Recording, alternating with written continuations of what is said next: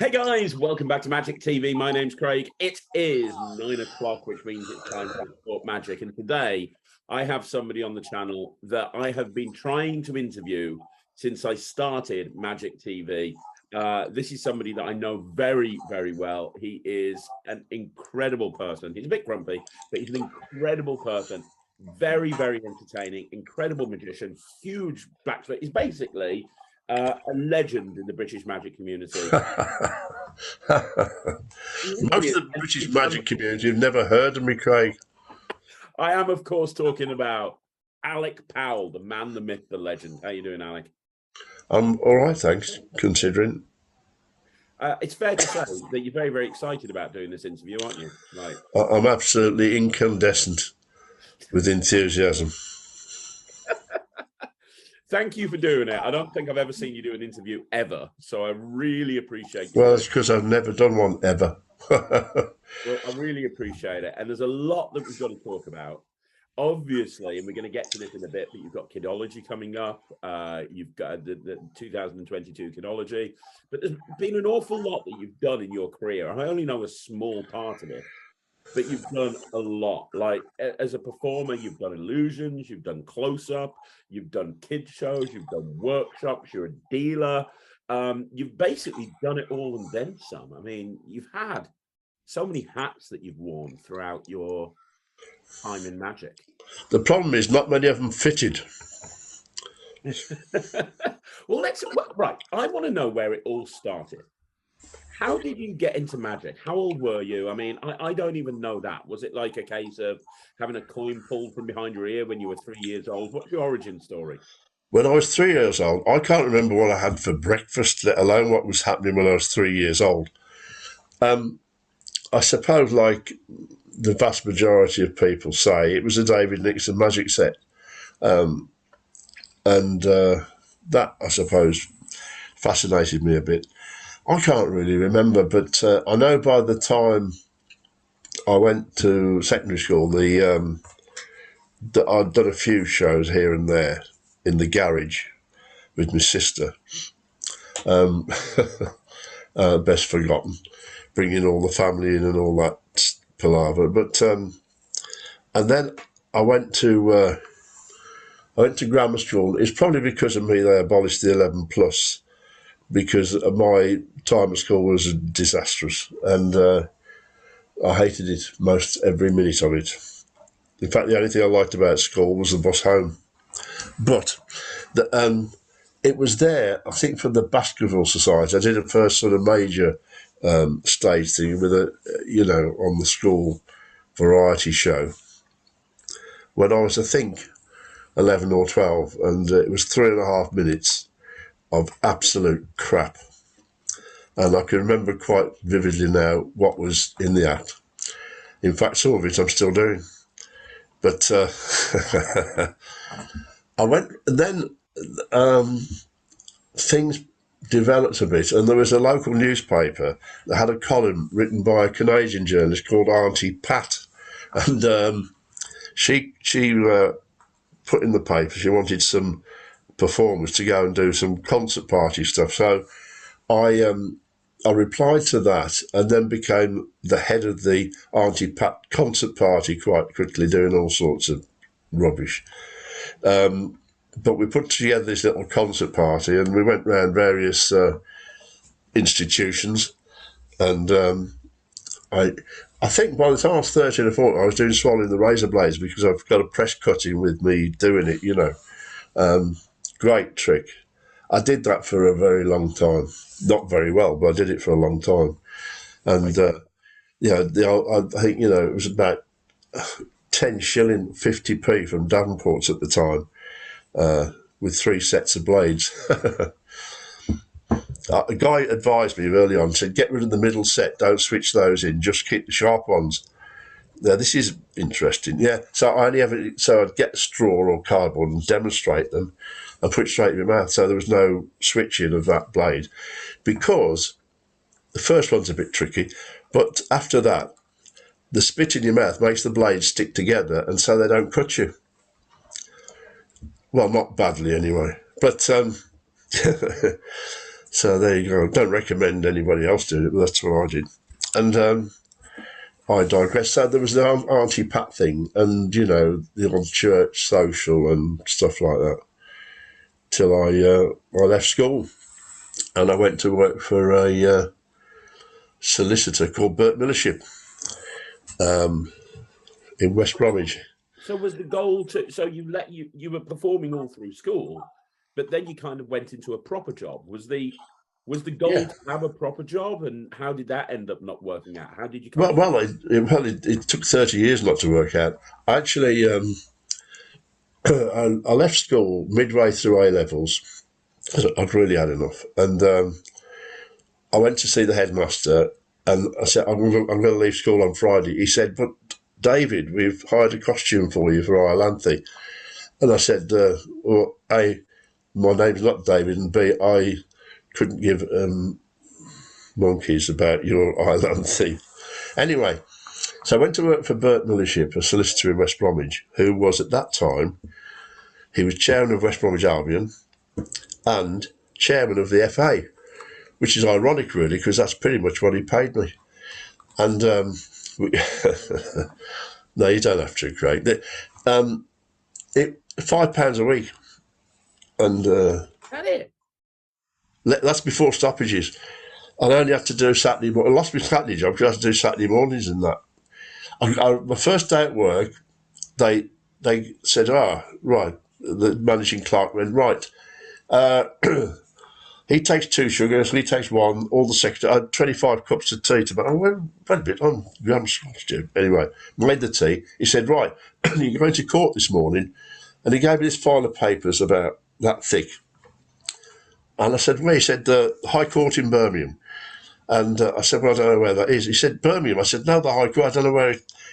He said, I've got to tie a label onto your coat. I said, well, and it's a defended divorce in the High Court. And he said, there you go. Anyway, here's your bus fare. And that was the end of my legal training.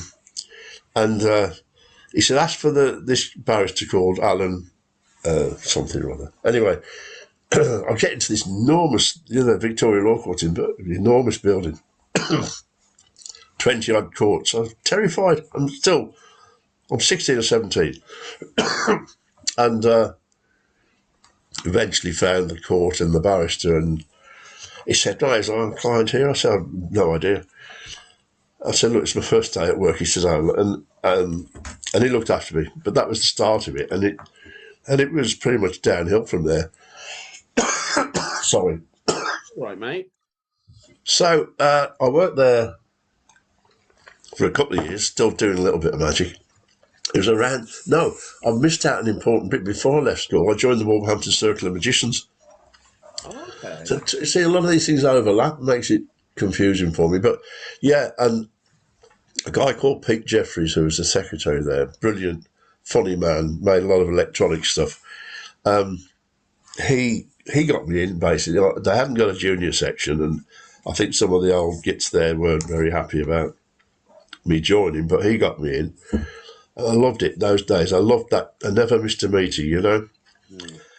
And what was different then to now, we had like 1 or 2 lectures a year, one deal a dem.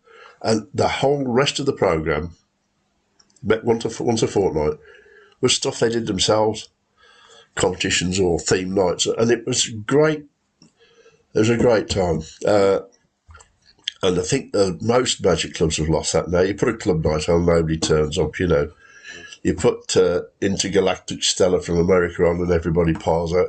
To watch him do stuff that they'll never be able to do, whether they buy it or not, And in those days, you learnt a lot of stuff, and it was a great social atmosphere there as well. That was the thing I noticed about the IBM. I felt there was a good social ring to it all. It felt really welcoming. Yeah. So anyway, I digress. I was carried on in the law for a long time. Worked at 2 different firms. There was general litigation, knockabout, solicitor's clerk, and then I went to work for the prosecuting solicitors department in Birmingham. I was there when the pub bombs went off. That was quite a hairy time. Well, I was in Birmingham that night, actually, as well, because we anyway, don't need to talk about that. And I spent quite a long time there. I can't remember how long, 10, 15 years. Came out of the law, went back in, and then specialised in children's law. When the Children's Act came in, mainly public law, children are taken into care or representing the parents or the kids, it varied. So that was like my main job until around about 2000. Were you still doing magic, by the way, during that period of time, or had you? Well, yeah, throughout. I mean, well, there was a period when I dropped out altogether for about 10 years. I was running a youth organisation in West Bromwich, a boys' brigade company that had a band. We won the national band championships. And then we took the band out of the boys' brigade. It became an American-style drum and bugle corps called the Beachmen.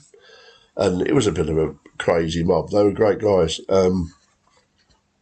They were all long. We wore long, full-length, bright yellow coats, coachman's coats with black fedoras, and we got a big following all over the country. And went abroad to Holland and France, Germany once, but mainly competing. And so we had a single show that we worked on the whole year. And the last year that the band operated, because I shut it down, we did a circus theme. And so I got a lot of the kids taught how to juggle and stilt walkers, unicycles. So as I was thinking of coming out of the whole banding thing, I saw Fred Van Buren's show. With Andrew was with him, but Fred was still performing then in West Bromwich. And that he bought his outdoor rig, and I thought I could make one of those, So we built an outdoor circus ring, a full 42-foot fence, backdrop, and that built up off a 52-seater coach. And when the band shut down, we put a circus show together and went out on the road doing carnivals, town shows, and whatever. And I did an illusion act for that, and because everybody had to double up to make circus pay, we all had to do more than one act. So we then created the Amnesia Magic Company. And there were four of us in that, my wife, and another girl, and Jimmy Miller, guy from Ireland, very, very funny guy. And this was the Amnesia Magic Company was a silent act, and we went into quite a few competitions with that. It was never a commercial act. 4 people in it with a 15-minute act. Where are you going to book that in? But it worked in the circus, and that was how it came about. And we won a few trophies. We won, comedy awards. We did the IBM a few times, and I know we won the comedy award, and we got a place. And then we won it one year. I've looked that up. Don't know what year it was. We got the money, and we got we got a certificate, but they withheld the shield because Jeffrey Atkins said the standard wasn't high enough. I was a bit irritated about that, but you know me, I'm not a volatile person, and we won the comedy award at Blackpool, and got the Ken Dodd Comedy Award, which was very nice. And then years later, when I was working on my own, I won the Ken Dodd Comedy Award again at Blackpool. I mean, that's amazing. So, very quickly, so when you went and did the circus, that's when you came out of law. You were doing the band. No, that's overlaps. I was still doing the law. You were still doing the law while you were running a full circus? Well, that was the outdoor, yeah, and later, because I bought a big top. I just thought, that's a good idea. So I bought a 650-seater big top. All I'd got of it was a photograph, and I'd never put one up. And this guy said, this is what it looks up when it's up. I said, great. Gave him the money, and we just towed it away. And then I got it home. I thought, I couldn't do it. It was a mess. And I tracked down the guy who made the tent, and he came to put it up, and he couldn't put it up. So I had to buy all new steel work and pulleys and God knows what. So it was about a year after I bought it, we actually got the tent put up. But then we toured that, but I was still in the law. So I'd use a holiday, I'd use the firm's phone endlessly. And then we go out most, Fridays, set up, or I'd send an advance crew out with the tent to put it up wherever possible. Bloody hard work, And then I'd carouse in just to do the finishing bits. But we had some good times with that. It was great. Have you ever worked in a big top? Never. It's a unique auditorium, amazing, because you're 360. They're all around you,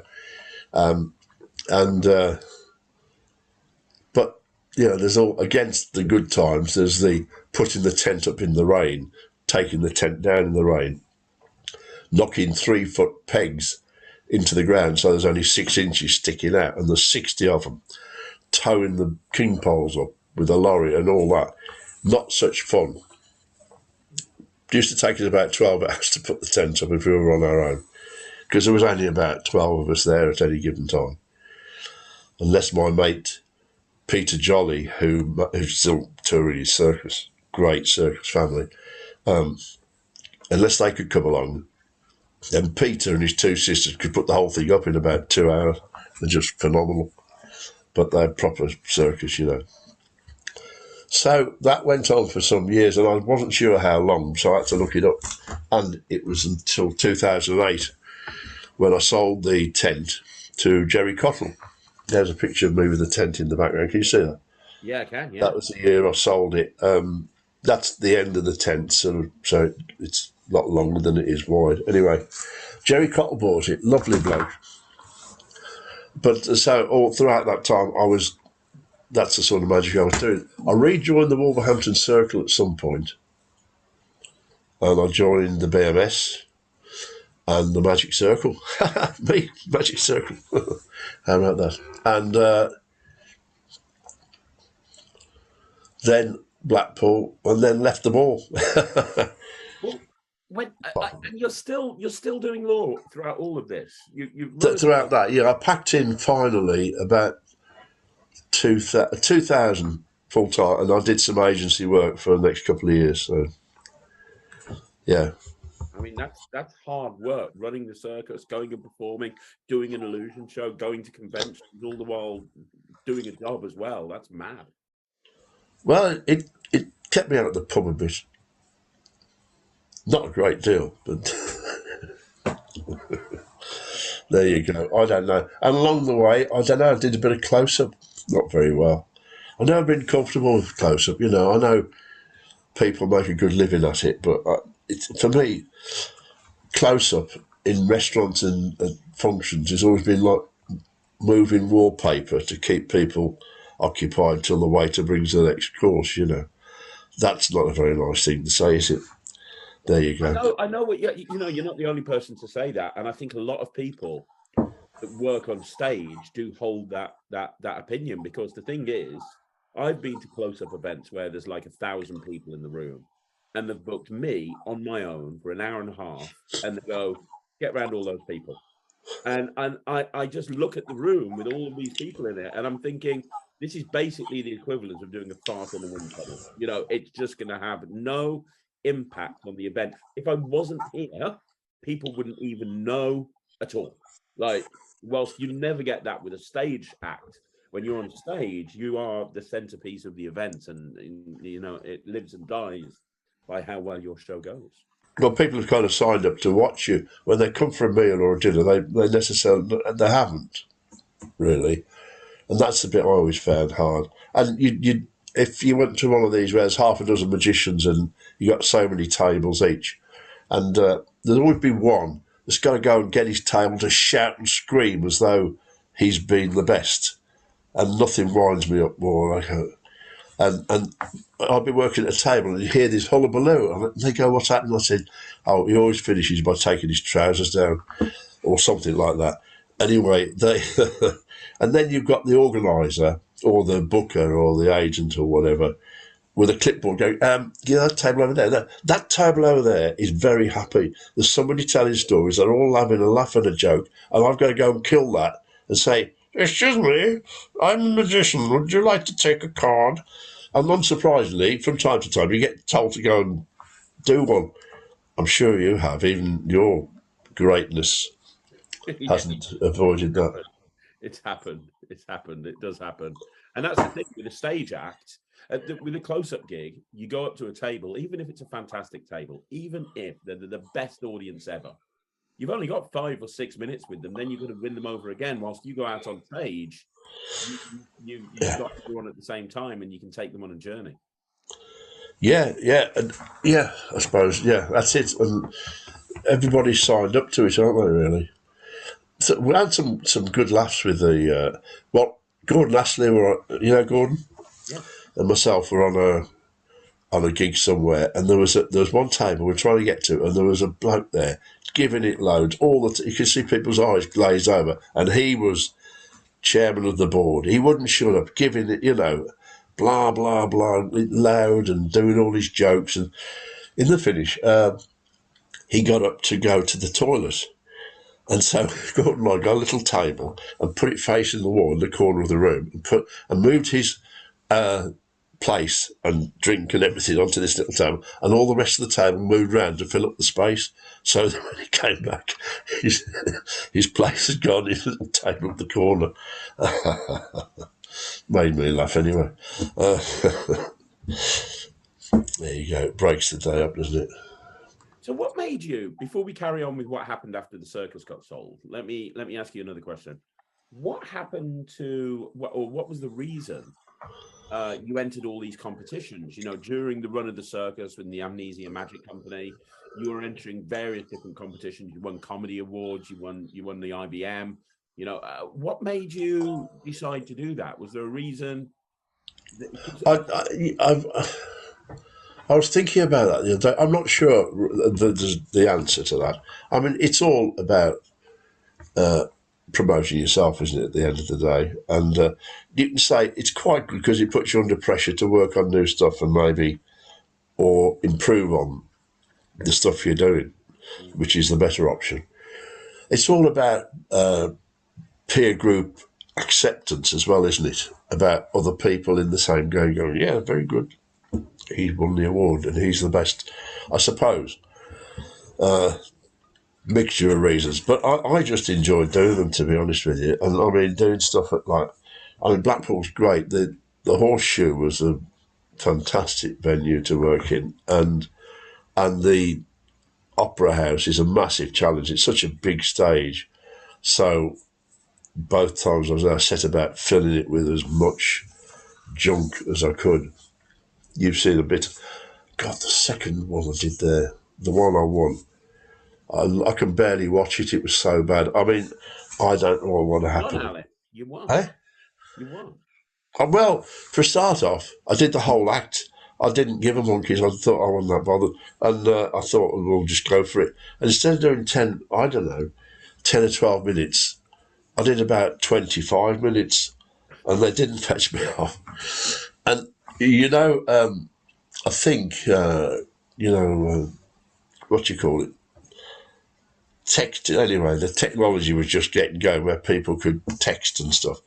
And some bloke wrote, if Alec Powell had done another trick, I would have hung myself. And I thought, well, the job done. Yeah. Oh my God. Good laugh there. I enjoyed the Opera House. Completely self-indulgent, and that was when I won the Ken Dodd Award for the second time. And I got to do a bit of work with Ken Dodd, Well, I want to talk about that. In order to get there, let me ask you a question. So you sold the circus in around about 2008. Yeah. Is that when you started focusing on a solo act? And that's when you won the Ken Dodd for the second time? Because the first time it was with the Amnesia Magic Company. Amnesia, yeah. It was with this group here. Yeah. That was, you see that? Yeah. Look at how young you look there. That was great. No need for that. There's a picture of the four of us with Ken. That was the first one. That's Jimmy and Janet and Hyacinth and me. I don't know. We did the All Winners show at Blackpool, which was in the. Oh God. I've got, because I couldn't remember, I've got a box, a suitcase out full of trophies because I can't remember. And I thought, well, at least I can get some dates off them. But the plane's dropped off that one, so I don't know. British Magical Champion of Comedy, 2007. So that must have been the second one, I think. Okay, so 2007, and that was your solo act. That wasn't the Illusion show? Yeah, that was my solo act. Yeah. So, what made you put the solo act together? Was it because you knew that the time with the circus was coming to an end, and you wanted to because it would have been a big end to your life. You know, you were no longer working in law. You put all your time and effort into touring with this circus and putting all of your energy into that, and then you make the decision to sell it. You're kind of in a situation now where it's like, well, what do I do next, right? The mistake you make is thinking that I ever plan anything. I never started life with a plan. I never went into the law with a plan. And I've kind of drifted into things thinking, oh, that's good. I think we'll have a go at that. Or, they asked me to start a boys' brigade company. Yeah, okay, I'll do that. And then the marching band, the American drum corps scene, and the circus drifted into it. Never been a great fan of the circus, to be honest. People bring me magazines and think, oh, so-and-so circus is down the road. I go, yeah, good, let me know what it's like. There was never a conscious plan. The circus, things seem to me, in my life anyway, to have a lifespan, and they reach a point in time where you go, that's enough. With the marching band, there was a lot of internal friction going on, and so we were at the British Marching Band Championships at Wembley, the indoor arena, and as they're coming off to the arena to great applause, I had the announcers to say, and that is the final appearance, last performance of the Beachman Drum and Bugle Corps, and they're all going, what did he say? I thought, yes. That's from me to you boys. Anyway, because these weren't kids, they were sort of 18, 23-year-olds. So that's how that finished. I'd had enough, and there were problems financially with it. But we'd got a big old warehouse in West Brom. And I thought, let's give the circus a go. And some of the bands stuck together. We had a live band in the circus initially when we were doing the outdoor shows. And I got that big old warehouse where the car boot sale originally started. You may have been. You've been in the old warehouse. And then we bought lorries, and it kind of just progressed. And then you get to a point in time where you go, I was sick and tired of the legal problems related to putting the circus up. A theatre gets an inspection once a year from health and safety and all the other, jobs with. A circus tent, a big top, at that time anyway, got inspected every time it went up. So you're having to deal with the local health and safety, crew. And I thought, I've had enough of this. And I was getting older and it was getting harder. And so I just decided to call it a day. And I put the tent up for sale on the Thursday and said it's at the Sandwell show at the weekend if you want to see it. And Jerry Cottle was the first person to ring me that day, and he said, I'll come and see it Saturday morning. I said, okay. So a few other people said, oh yeah, we're coming down, well, and so I thought, yeah, they're coming off me 15 quid, Jerry came and said, what do you want for that? I told him, that's lock, stock and barrel, generators, lorries, everything, seating, ring, the lot. And he said, a bit much, knocked me down a bit, said, okay. I went, fair enough. He said, well, there's £1,000 deposit. Bring it down to Wookie Hole, which he was then running. I rearranged the date a couple of weeks away. In a couple of weeks, so I did.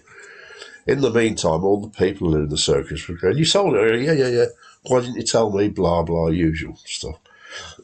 Who you sold it to? I said, Jerry Cottle. They went, ha!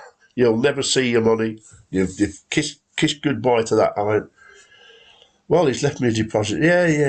Anyway, so I'm getting a bit uneasy. Myself and my pal, we head down to Somerset with the lorry, trailers, everything. And pull into what's the name? And they went, oh, Jerry. Jerry comes over. Oh, son, how you doing? He said, you got the keys? I went, yeah, I gave him the keys to the 2 wagons. And he chucked them at 2 of his blokes and said, park them up in the yard. And just saw it all go. I thought, oh, God. And everything's gone. And I've got £1,000 and everybody's telling me this guy isn't going to pay. And he went, come in and I'll tell you what, have a meal first. Pie and chips. I don't know how I ate it. I thought, oh, God, Alec, what have you done there? And all my gear's locked up in the yard. But then, he said, did you want your meal? I said, lovely, thanks, Jerry. He took us in the office and he went, poof, gave me all cash. Whole lot. And he said, and we actually got on very well. And he always used to come and see me at Blackpool. And I made illusions for him and others, bits and pieces. So, we ended up, so sadly he died, during the bloody pandemic. But lovely man, actually. Had his ups and downs like all of us. So that was that sort of one strand, the circus. The magic side was running in parallel to that in a sort of a way, So you were doing like solo shows as well as working in the circus? Yeah. And then another strand, which had already come into play then, was I decided to get out of the law for a whole bunch of reasons. I had enough of it, and I really, really wanted to get out. So I thought, I need something else to do. And somebody said, oh, be a magic dealer. So I thought, yeah, why not? So a firm called Terry and Norm was up for sale. Terry Burgess's old firm. He had sold it on. And I thought, oh, okay. Well, so I bought that, actually, for a ridiculous amount of money, far more than it was worth, and caused me a lot of problems. But, I went away, have a go at it. Bear in mind, at this point in time, I've just bought a business that specialises in producing magic for children's entertainers. And at that point in time, I'd never done a children's show in my life. I didn't even know how the tricks worked that I bought. So, yeah, I know, ridiculous, isn't it? So I started making the stuff and went to the first IBM with a pile of stuff. I couldn't demonstrate because I didn't know what it did, basically. And I started putting together a kids' show, which was dreadful, I think. But gradually it developed and various agents started sending me work, so I got quite busy with it and got up to speed eventually. But as I say, it was never a plan, it was a thing that just kind of happened. And Terry and Norm, I changed to Albion Magic because I come from West Bromwich. The only thing people know about West Bromwich is West Bromwich Albion. Albion's a sort of old Roman name for England, and also I didn't want people ringing up and saying, is Norma there? Because the firm was called Terry and Norma. So there it was. That was how Albion came about. And off the back of that, you ended up doing children's entertainment as well, right? Yeah. Well, yeah, more than it. Yeah, that's right. And then, you moved forward. I was doing quite reasonably well with that. Learned how to do balloons, as you know. And then you said to me, you do Punch and Judy? I said, no. He said, I've seen the puppets up at the warehouse. And I went, yeah, I bought a Punch and Judy puppet set, but I've never done it. And he said, well, I've got a gig coming up at the NEC, the Good Food Show, 3 days at X pounds a day. I went, when's this? He said, about 6 weeks' time. I said, do Punch and Judy. And so I went away and built a Punch and Judy booth. I don't know nothing about Punch and Judy. And Ron Popple, darling Ron taught me his Punch and Judy show, and I went and did that job for you pretty badly, but got through it. You know, I think we all got paid. The client was happy. I remember it. Yeah, I mean, your magic show left a lot to be desired, as far as I recall. But I can't hear you. How many times are you going to say that? I can't hear you. I can't hear you. That's the first 15 minutes of your act. I can't hear you. But until the kids can't shout it. Yeah. Interesting concept. Yeah. And Punch and Judy, I mean, I've done more and more of it. And this summer, you know, since the Queen, God bless her, you know, Jubilee thing, done more of that than anything else, out all the time. So that was kind of a bit of luck that you asked me that day to do it.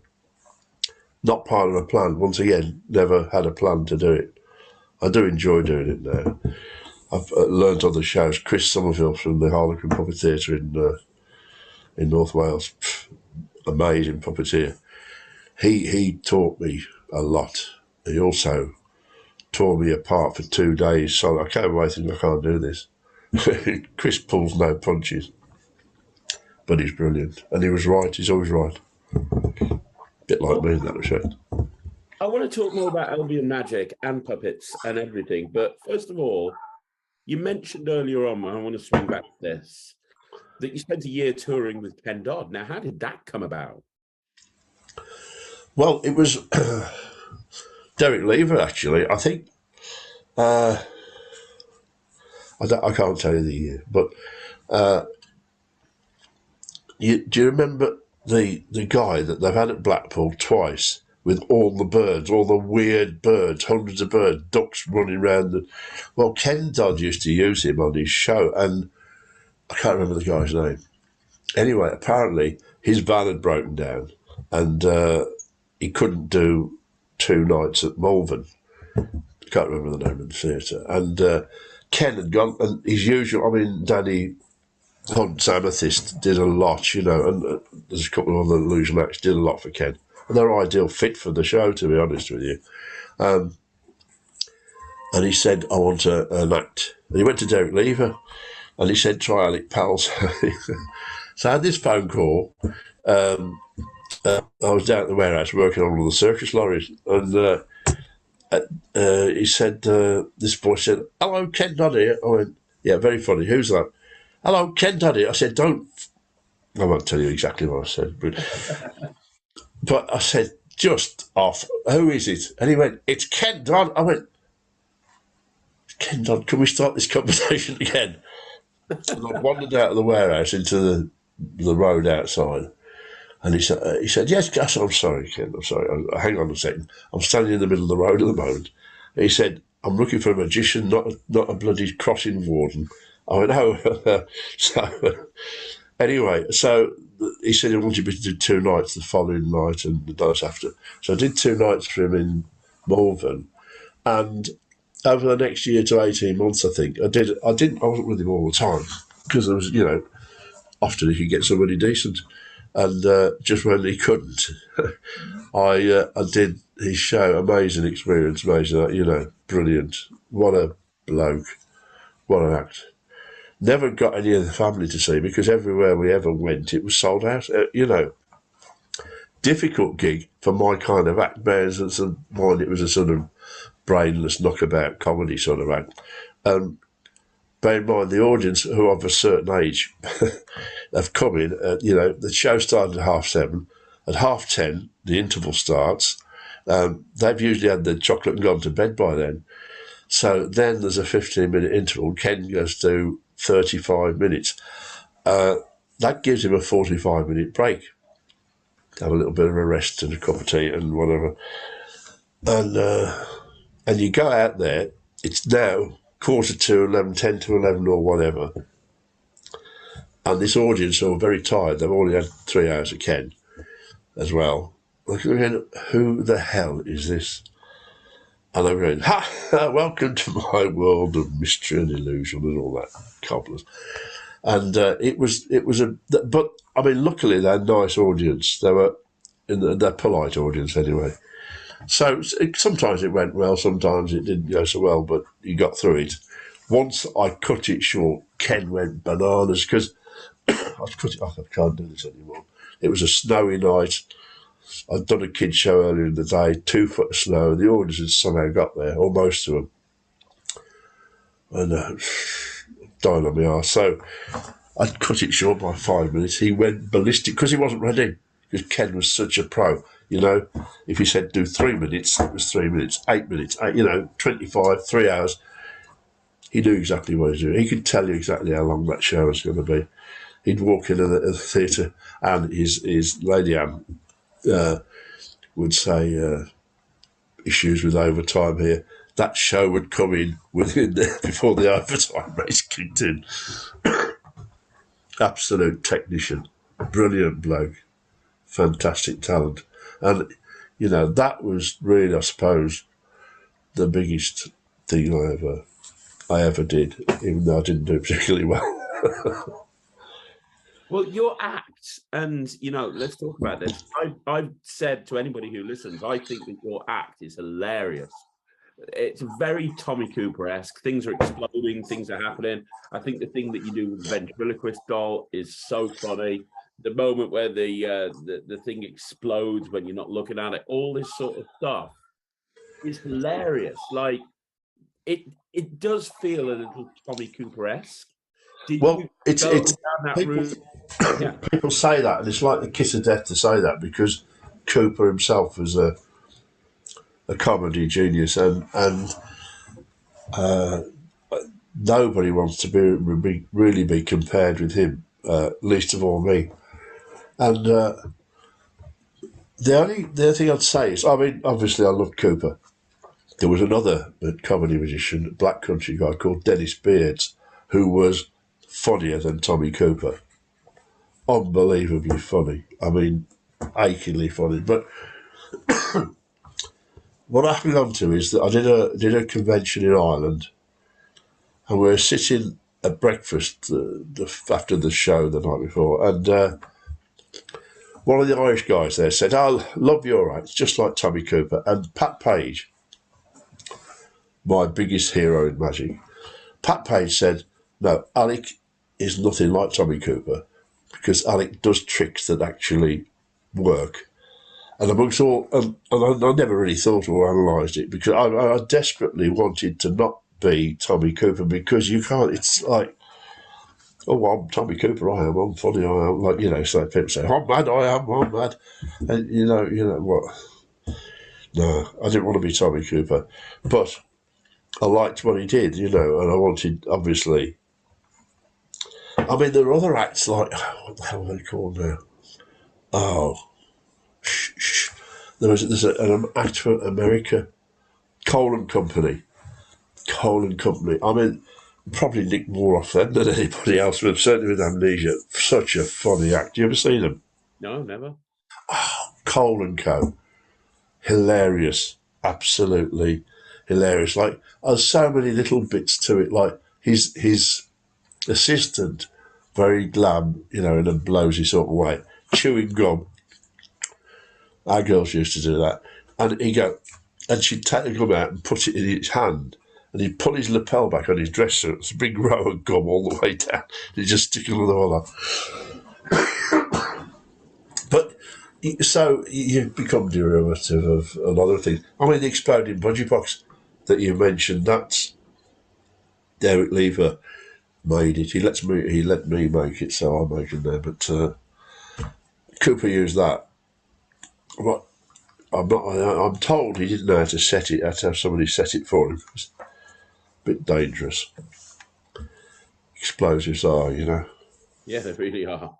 That bang that it makes in your show, just every single, even though I know when it's coming, I blew a side of the box into the audience once in the circus and hit a kid on the head. So compensation of a spinning plate covered it in those days. And so I put threads on them after that. Stop it going too far. And we had when you remember I did a cannon thing at Blackpool? No? I dropped a girl in a cannon and fired her allegedly across the stage, across the speed camera. That was the speed camera gag I did. Yeah, I was going to bring that up. That's an amazing prop. Yeah. I made quite a few of them, you know. I made quite the speed camera gag, which was basically you go, I like to take a photograph of every audience I appear in front of, and unfortunately tonight I came out without the camera, but don't worry, I've managed to borrow one. And I thought it had finished, but even with them switched off, it still works, you know. And obviously it's not in view until you put it out. And then you get a guy to come up and you go, would you pass across the front of the camera? And, you know, and they walk over and you go, mate, it's going to be more than 40 miles an hour. And they go, all right, now you see that, be careful. There's some very expensive equipment at the side of the stage. If you think you're going to run into that, veer off and throw yourself at the wall. Anyway, stuff like that. And then he comes back and he flashes. I won't do the whole thing, but just the general idea of it. And so I thought I'm going to make one or two to sell.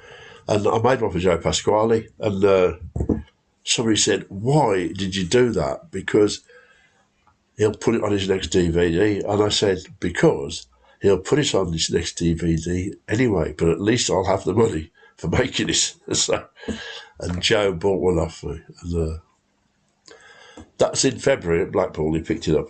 In May, one Friday night, the phone went about 6:30, and this voice went, hello? And I went, who's that? And, you know, his voice is so distinctive.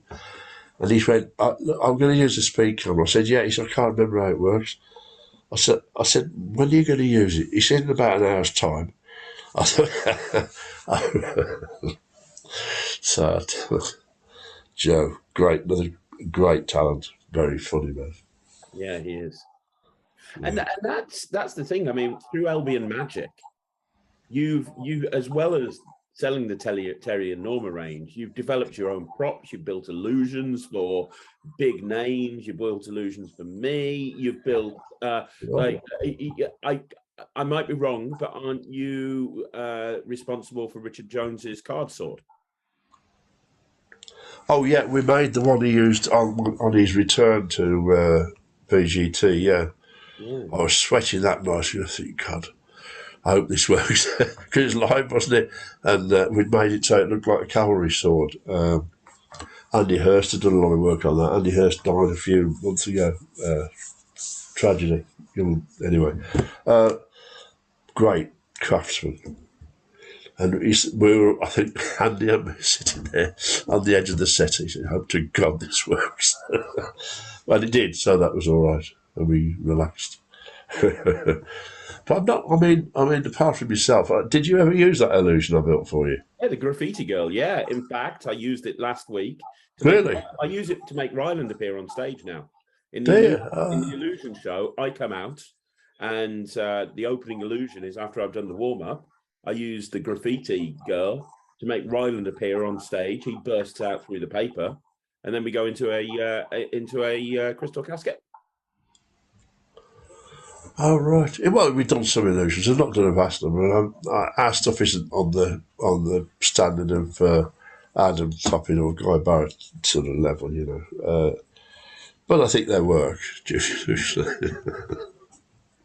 There you go. Yeah. So a few bits and pieces we made. So, off the back of setting up Albion Magic, you then obviously set up Kidology. You're one of the founding organizers of Kidology, which has continued for over a decade now, 10, 15 years. I don't know how many years. You've had some of the biggest names in Magic lecture at Kidology over the years. So I suppose the question is, what made you decide to go to the trouble of setting up a convention? Because that's not an easy thing to do. Yeah. Can we stop for a second? Let's stop for a second. Yeah.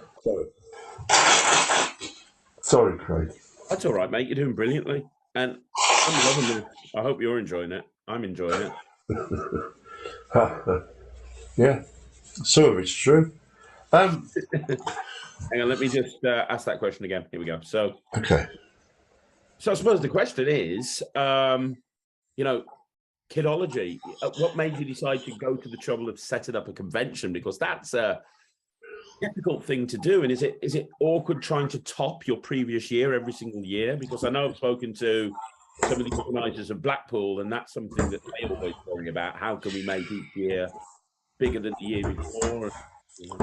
Well, that's a massive issue for Blackpool. I don't know how you keep topping it. I don't know. But then things come out the blue, didn't they? With that Arturo Brachetti show was unbelievable for me. Not everybody's taste, but the best thing I've ever seen on a stage. What an incredible show that was. But that's not what you asked me. No, I agree. So you never know where something extraordinary is going to crop up that you didn't think was going to be amazing. But I think you've got to understand the way things were back when we started Kidology, and it was that you had a few one-day conventions that were on the way out. There was Blackpool, still on the rise, and the IBM, which was very big. You know, the 900, 1,000 people there. That was so. Those are the two big ones, and my idea was that we create a convention that could take place in the middle of the week. Now, others have done it since, but at that point in time, it wasn't being done. I thought, well, if we want a convention for kids entertainers, it needs to be at a time that's not going to cost them work as well as the cost of going to the convention. And most of them are working at weekends, and so it seemed to me that that doing it midweek would be better, and that was the basic principle of it. But we really sweated on whether it would work or not, whether it would be supported or not, and then we just had to try it out, whether it would fit in around the IBM, because you look at the year and you've got to find a slot, and the kids entertainers are getting ready for Christmas in November. Busy in the summer. August, you don't do July and August. There's Blackpool in February. Nobody's got any money for 3 months after that. We were driven to September, and we thought the worst week for work is the week when the kids go back to school. So we worked around that kind of premise, which may or not have been right, and it took off really well for some years. It grew and grew, and then it stopped for various reasons. Not a subject to talk about anyway. But we had some great people. But for me, Kidology was about. It had a mercenary objective, which was giving the dealers like us a chance to take some money. Mm-hmm. So it needed to make a profit to mean we took profit on the stands, and also needed to be some decent, some quality actor. We wanted speakers who weren't doing all the clubs, who weren't, hadn't done 16 magic clubs this year, or got a new lecture. And I didn't know where it went afterwards, but I wanted it to be at Kidology first. And Jeremy liked to get back acting from abroad, was something I was never keen on, because I thought we needed to focus on people working in the industry in this country, which is quite different to a lot of European countries, and certainly different to America. And in my opinion, doesn't mean I'm right, that's just my opinion. So we always had battles. The best lecturer I ever saw at any Kidology ever was Michael J. Fitch. It's the only time I've ever seen him do a kids lecture, and it was phenomenal. It was amazing, wasn't it, with the monkeys, the chimpanzees, and the little bell and all that. It was a really, really good lecture. Not one that people would take much away from in terms of being able to perform, but I think it was food for thought, and it was certainly worth seeing. We've had some great ones, and I mean, some of the names are no longer with us, you know, for, Alan Shaxson, Pat Page, Ali Bongo. We went through the canon, really. And it, I think, fulfilled a function that it filled a gap that was there at the time. And we made loads of money as well, because by putting the dealers and the lectures all in the same room, because we used the Civic at Wolverhampton, a very big venue. So we got the dealers out, and shutting the dealers every time there was a lecture on created a sort of 6 o'clock rush. As soon as the lecture finished, the dealers were on, and you got maybe half an hour, and then they were shut again. And it really helped. Well, you know, because you worked for me, you know, people would come and throw money at you because they knew it was going to be shut in a minute. And that we didn't actually plan it that way, but suddenly discovered it and thought, yeah, we like this. Because that's the problem with most conventions, is that the convention itself wants to put on the best possible range of speakers and shows. And, you know, they create, I think they all try to create space for the dealers, but very often it's a short time and people want to go and get a cup of coffee or, you know, use the loo, and before you know it, the next lecture's starting. And they have to make a very conscious effort to, or miss something, to go and have a look around the dealers, you know. Yeah, I agree. But, you know, I think dealing has changed massively in the last 20 years. You know, I'm not a dealer. I work with a lot of magic producers, but I'm not a dealer. But it seems to me that it would be a very unwise business decision these days to get into dealing, because 90% of dealers just carry the Murphy's item, so there's nobody standing out and being unique. And, you know, I don't know, you just look around Blackpool and I don't know, what you tell me. I mean, if you weren't a dealer and you know what you know now, would you go into dealing now? I mean, that now would be completely the wrong time, unless you've got a range of your own stuff that you're manufacturing and that you're not selling to other people. That gives you a chance. But you're not going to, you know, you're not going to be able to take on, you know, the big boys, Prop Dog, Alec Powell. I'm going to mention the wrong names, aren't I? Vanishing Inc. I think they're probably the three biggest hitters at the moment. Penguin, I don't know. Penguin. Sorry? Penguin, yeah. So I'm going to miss somebody out and people will be offended, but you know what I'm saying. And they manufacture on a large scale, and they've all got an international presence. And a lot of the sort of stuff that dealers like me used to produce, a magician now comes up with an effect. He sells it himself. He sells it on the internet or Facebook or wherever he goes, and they don't take it to a dealer. So you're left with what you produce yourself, you know. And I've not produced much new stuff in the last few years. You get lazy, a bit despondent, I suppose, and then I go to Blackpool, and I've got to be honest, Blackpool's always been very good for me, always. And it still is. And it's difficult because you got 120 dealers or whatever. I think some dealers go to Blackpool and don't do very well, you know, because a lot of them are selling stuff that almost anybody can buy. And there's dealers running it in their mum's spare bedroom. Murphy account, here we go. And I think you're right about that. So I tend to avoid most of their stuff, but not exclusively. I do sell Murphy stuff that I don't want to make. So what, very quickly to go back to Kidology, we're a few weeks removed of Kidology this year. What have you got planned? You know, we talked about topping it every single year. There seems to have been a big buzz about Kidology this year. What have you got going on? Well, I kind of digressed from the point, which was that for me, I don't think it's all about getting the biggest names. It's, for me, I think Kidology is to some degree a social event. People get together, people with common interest, as particularly as kids entertainers. It's a very solitary job, and you don't often get to meet with. There's a lot of chit chat on the internet, but actually meeting up with each other is rare, and so there's a strong social side, I think, to Kidology.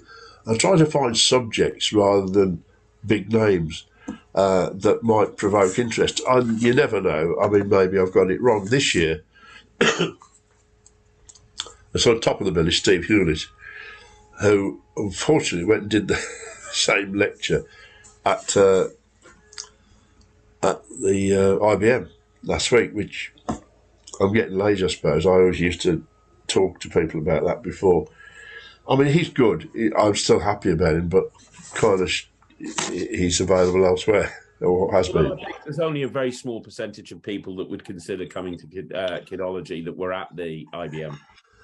Yeah, and then we've got Jezzo, who probably very few people had heard of before the Family Entertainer of the Year competition this year at Blackpool, whose father was the great Bondini. So his heritage, his pedigree, if you like, is strong. He's got a lot of knowledge of stage work, and he's as mad as a box of frogs. And I thought, he went, I think at the last minute he was put into the Family Entertainer of the Year competition, and I didn't see it, but I'm told he was a clear winner. And we'd already got him booked by then, and I was really pleased about it. So he's talking about supersizing your show, ramping it up, making it bigger, getting it onto stage, I suppose. Then there's Magic Touch by JJ and Jonathan. The Magic Touch works to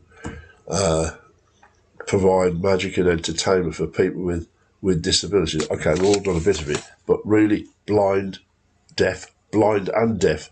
And they've done so. He's amazing. JJ is amazing. The work he does, and I thought that would be something interesting to hear and out as well. Jonathan, who's with him, beat the one Blackpool pandemic, so that's encouraging inclusion. Then they've got Sammy Brooks doing. So you broke up there. Sammy Brooks doing what? Yeah, we've got Sammy Brooks doing big to the nth degrees. He does with everything he gets involved with. But he's not just going to be talking about sound. He's going to be talking about putting a stage show together, booking it into theatres and touring. But the focus is as a Santa show. So I thought that was interesting. I've relented after. Sorry. He's incredible Santa. I've seen it. It's so good. Yeah. Well, Sammy's one of those people, whatever he does it to the nth degree, and he's safe hands, Steve Dimmer. Now, Steve Dimmer's a very understated guy. I like him. Second time at Kidology. He's talking about 5-minute wonders and playground fads, that kids have with the spinners or whatever comes along, and make them into tricks in your show. Steve's an interesting man. He runs a little theatre company. He's written plays. He wrote a play about St James, which is toured, but nothing to do with this. But he's a creative guy and interesting, and not high profile, but I rate him. Marika Wallace, excuse me, is bringing punch to the party. So I've resisted a long time having us talk about Punch and Judy because I don't want many more people doing it. But Marika makes the puppets as well. She's brilliant. So she's coming and bringing basically an introduction to taking up Punch and Judy. Then we've got Darren Woodward, Daz, Mohican Daz. Yeah. He's doing taking the rough with the smooth, and it's a close-up workshop for kids. So that's the lineup, which I think was a fairly diverse range of subjects, but not all the same sort of stuff that you'd heard before. And so I may be wrong, I may be right, I don't know. I don't feel that it seems to have the appeal of other agendas we put out there. But I don't know. And The challenge with Kidology is not finding someone better, but finding new areas to explore, because I think that's the thing.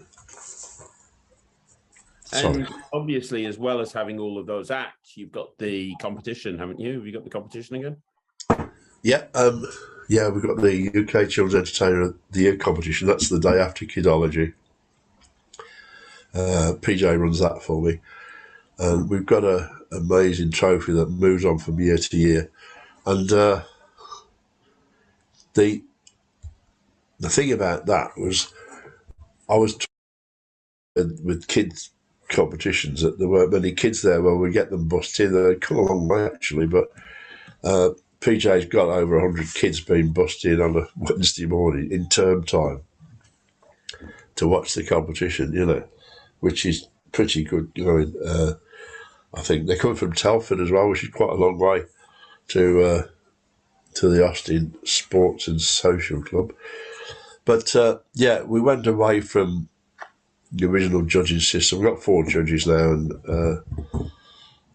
I think they'll get the right result. It's always subjective, what do you like at the end of the day? That's it. Wow. And where can people go to get tickets to this year's Kidology? Well, we've got a website, kidologyuk.co.uk, I think that's called, yeah. And that tells you what's going on and everything about it, and dealers that are there. Social events may have to be curtailed due to what's happened. Sadly, happened with the Queen. In fact, who knows which way it's going to go? Because we were starting on the Monday the 19th, and it looks like that might be the day of her funeral. If that's the case, I don't know. It's all up in the air at the moment. But yeah, kidologyuk.co.uk. That sends you to the Albion website, and then you click again. It's, you know me, technology, never get it right. Anyway, you click again, you pay for it there, or you can ring me up. I'll come round and take the money off you. And you are right, Kidology. I've been many, many times. I'm going this year again, and you are right. It's very much a social thing as well as there's great lectures on, but it is social, seeing people that are like-minded, because it is really just kids entertainers, and reconnecting, and it is a very social situation. Well, and the night before, I don't know what's going to happen, but we were having Sammy Brooks doing karaoke, Jezzo doing his search for a new assistant, and God knows what was going to happen with that, or it may still. And then on the night of Kidology, we've got a DJ on, and there's a cabaret with Amethyst and a singer, used to be in my Boys Brigade company actually, Eddie G, and like a crooner, and Steve Hewlett. So there's a nice little cabaret on as well on the night of Kidology. That's great. All being well, who knows? Hopefully. Strange time. And so, yeah, go on. No, go on. No, you go on. I was just going to say, and on top of all of this that we've talked about, you created one of the most popular events in the Midlands in the UK, which is the car boot sale. Ha! Which isn't a car boot sale. Anybody who's listening to this, especially from abroad, that thinks of maybe a car boot sale selling out of a car boot. That's not the case. It's actually kind of more an event where there's dozens of dealers and smaller dealers and some medium-sized dealers. Yeah, well, we started that when I got the old Circus warehouse, and we used to have it in there. It used to be really cold, but yeah, we thought people like to want to raise money just before Blackpool or just before the IBM. So we did 2 a year, and we've done that for over 25 years now, and different venues here and there. But yeah, people come and sell their own gear, and we've got one this weekend, all being well, on the 11th of September. 30 stalls booked in. Right. Yeah, and a lot of good deals move backwards and forwards. You know, you find there's some of the dealers sell stuff to each other. But yeah, that's been going again. That's a sort of social. A lot of people come to that for a cup of coffee and a bacon sandwich. Really, it's a get together as much as anything. The very first place that I took Ryland, the convention, the first place I took him to was the car boot sale, and I remember him walking in. He was only about 6 or 7, and he was going away. He was absolutely blown away. Yeah, you tend to find that there's a lot of hidden gems. You know, if you start mooching around a lot of the stores, there's stuff that you wouldn't find anywhere else. You never know what's going to be there. You know, and some people sell it at really good prices. You know, it's a car boot sale. That's why, although it's always been indoors, we call it a car boot sale, and it's discouraged other people from using the same name. Tabletop sale sounds, which is what it is, sounds a bit dry, doesn't it? Boring. And for many years, my favourite part of the whole thing was the bacon sandwiches. Yeah, we used to cook them ourselves. We can't do that anymore. Somebody else has the catering rights. But yeah, the breakfast used to be really good. There you go. So, right, we've talked about everything that you've done through your career. We've talked about, you know, starting off. We've talked about circuses. We've talked about selling circuses, setting up your own show, becoming a kids entertainer, winning competitions, working with Ken Dodd, setting up Albion Magic, building illusions, going to conventions as a dealer, all of this stuff, setting up Kidology. We've talked about the car boot sale. What's the plan moving forward, Alec? Is there anything else that you want to do?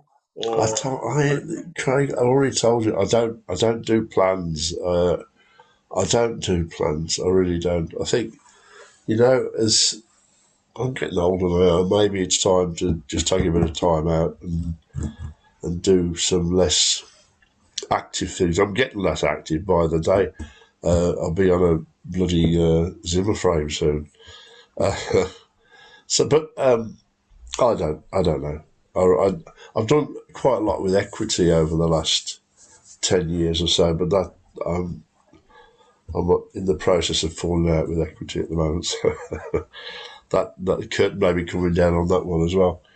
I don't know, Craig. I've kind of blagged my way through life from the first day in the law to the last day in the dealer's hall at the IBM. I've just blagged my way through.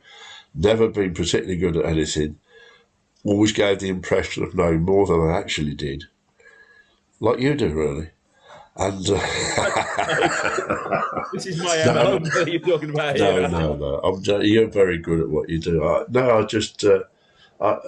been an imposter in most situations, to be honest with you, because I've never properly focused on one thing at a time, as you can gather from this rambling discussion we've had. And I still keep. I'm in touch with one or two people in the law. In fact, one of the most senior judges in the country, whose name I won't mention, but one of the 6 most senior judges is a friend of mine, and we still keep in touch occasionally. He's a genius of a bloke. Still see him in the law reports, you know. Did his birthday party at his country estate some years ago, and he said 2 days before he phoned, he said, "It's only fair to tell you, because there's only going to be like 15 people at this party." He said, "I wasn't going to mention it, but I think it's only fair to give you a warning. But Princess Anne's going to be here with Commander Lawrence." I went, "Oh God!" So, and me doing close up with Princess Anne. I did Richard Pinner's kids' cards. She said, "Let me see those cards." I said, "You must be joking," and put them in my pocket. That was the end of our relationship, I think. But you say you blagged your way through things and not being particularly good at it. Just to flip that around on its head, just for a second. If I told anybody who was getting into magic now that by the time I'm not going to say reach the end of the career, but by the time you've been in this world for a very long time, you would have won numerous competitions, won the IBM, won Blackpool, arguably the two biggest competitions in the UK, won multiple comedy awards, travelled and had your own circus for years, worked with Ken Dodd for years, set up still one of the biggest conventions in the UK that continues to this day, performed literally all over the world.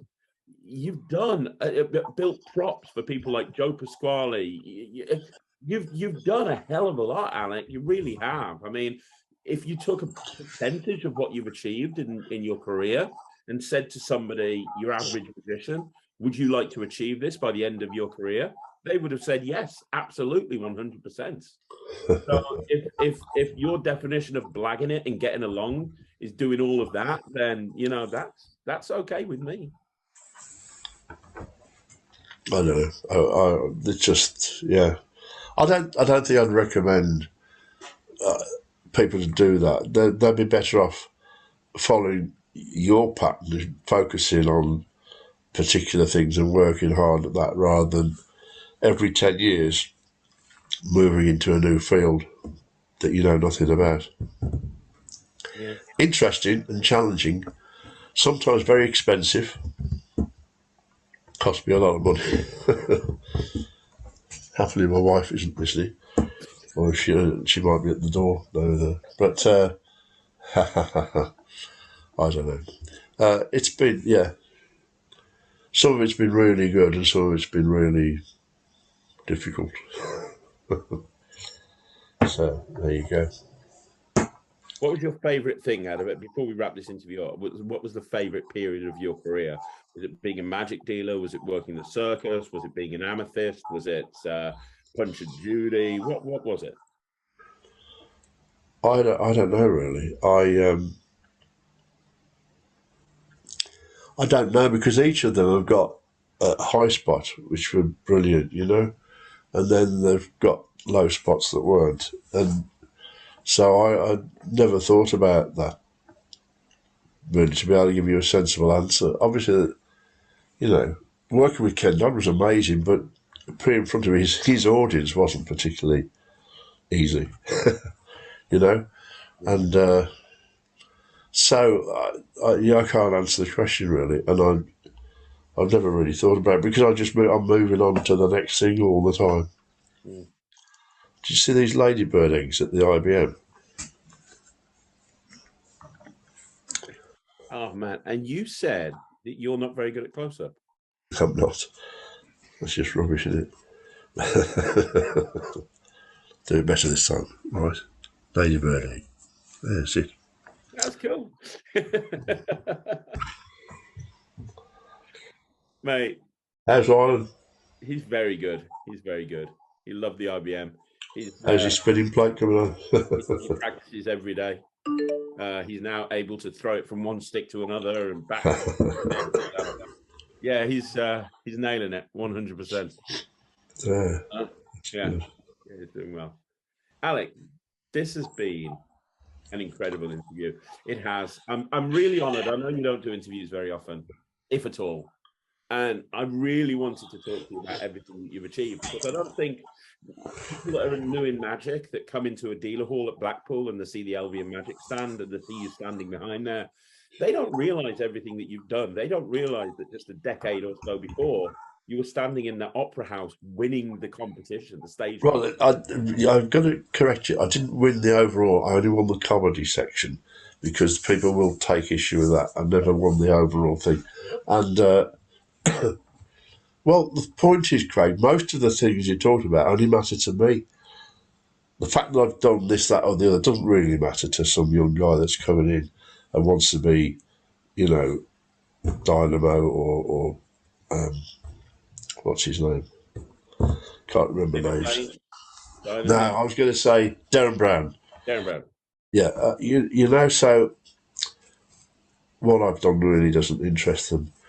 And I understand that, and it's okay. I'm not known for being particularly. I don't think I'm a good retailer, to be honest with you. I don't think I was cut out for retail. Joe Pasquale came and stood by the store. He used to buy bits and pieces off me, and he kept standing there. Like, do you want anything else? He said, no, I'll serve it away. And I said, do you want anything else? I said, what are you doing there? He said, I just love the way you talk to these people. And PJ and Shane, who helped me out at Blackpool, keep threatening to have some badges done that say, Alec Powell told me personally to F off. I got a low boredom threshold, I suppose. I really don't care how they do that trick. And they walk past and go, I say they, some magicians walk past and go, ho, look at Stanley, go, I don't need any of this. I've got cupboards full of it at home. What are you telling me for? What? Do you go down Tesco and say, you see all that bread? You can stick that up your arse. I've got plenty already. You don't do it. But why did they come round? I don't need any of that. Well, clear off then. What? This is a museum exhibit. Oh, I'll tell you what. Show me that. And I go, you do it. And then they go, now what I do, so A, they're not going to buy it, and now they're going to show you, because they've already got it, what they do with it. And you don't want to see it because you're there to take money. So, yeah, I suppose I do get a bit irritable sometimes. I've worked dealer stands, as you know, many years. And honestly, and I've actually said this on the channel, by the end of Blackpool on day 3, I'm ready to headbutt somebody off the balcony. Like, if I have a person turn around to me and go, I'll come back later, I'll think about it.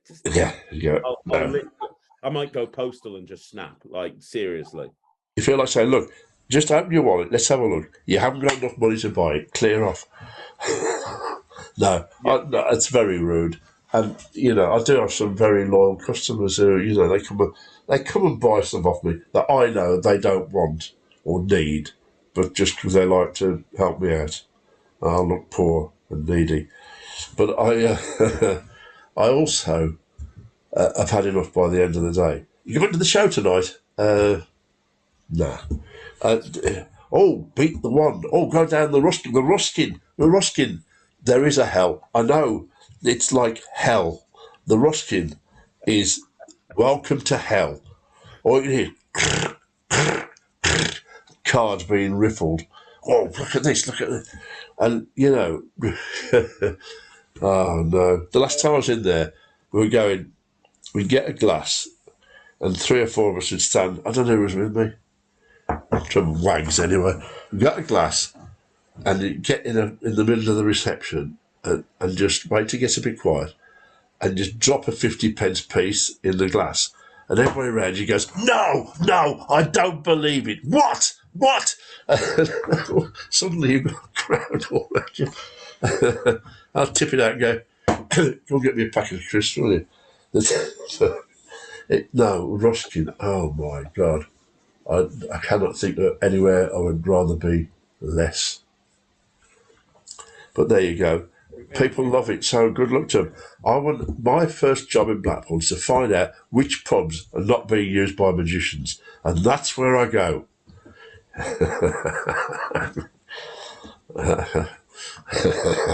That's funny. No, very rude, isn't it? Really. The problem is that a lot of magicians are magicians because they're socially inadequate, and because of it's their passport to talking to people and interacting with people. You take the tricks away, and they're not very interesting people to talk to. This is going on too long. This is gold. No. It's true.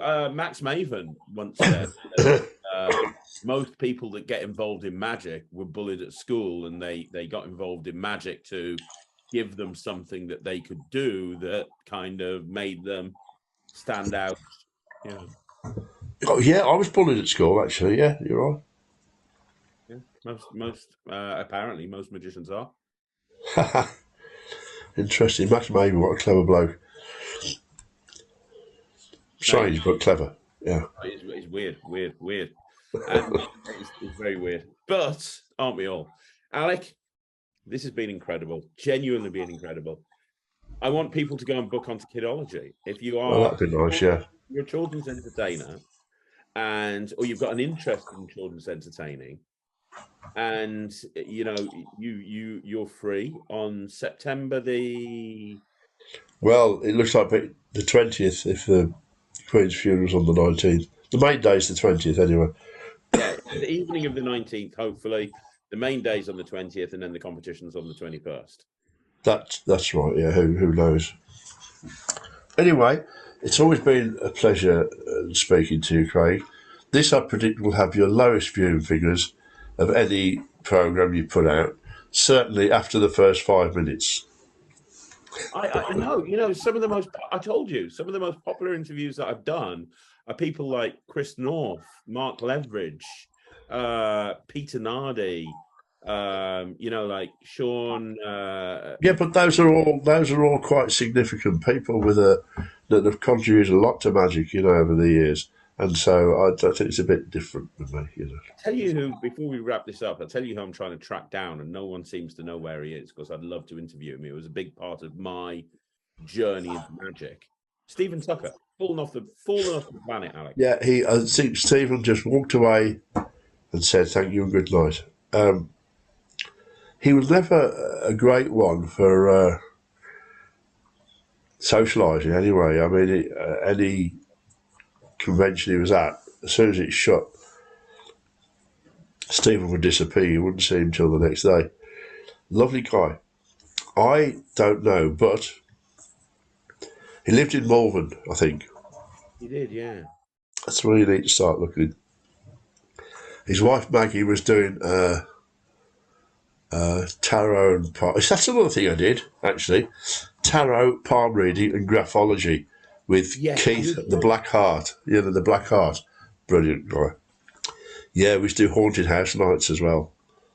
I remember Pam and John sending us to a horse box in the middle of nowhere. In the middle of nowhere. Do you remember that? Yeah, I know. I did it more than once as well.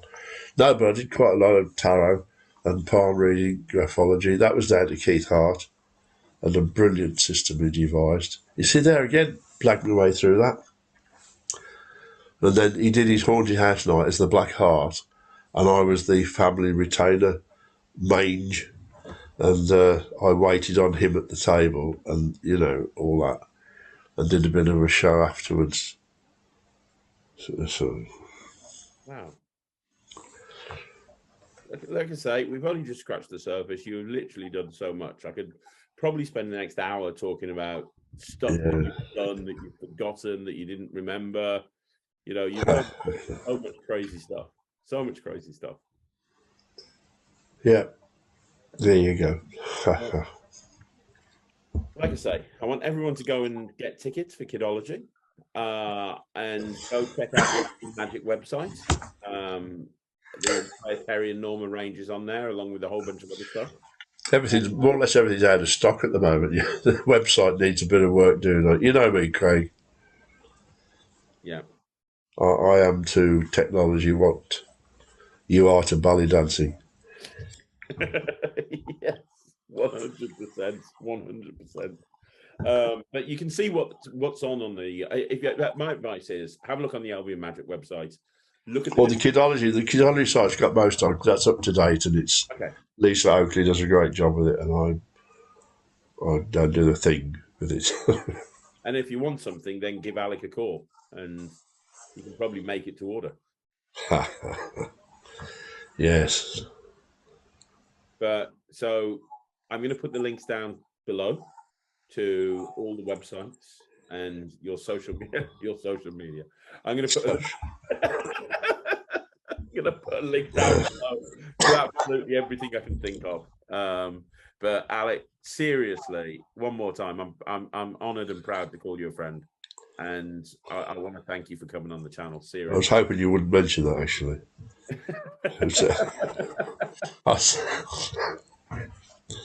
So, being a friend of yours is a double-edged sword. Yes, okay, Craig. Yeah, you're not the first person to say that. But Alec, thank you very much, mate. I'm so glad you were able to do this interview. I want everybody who's watching this to leave a comment down below. I'm sure Alec won't watch the comments, but we'll tell them about him. tell him about them. But yeah, Alec, thank you, my friend. Okay. Cheers. Thank you, Craig. Okay, guys, we'll see you again soon right here on Magic TV.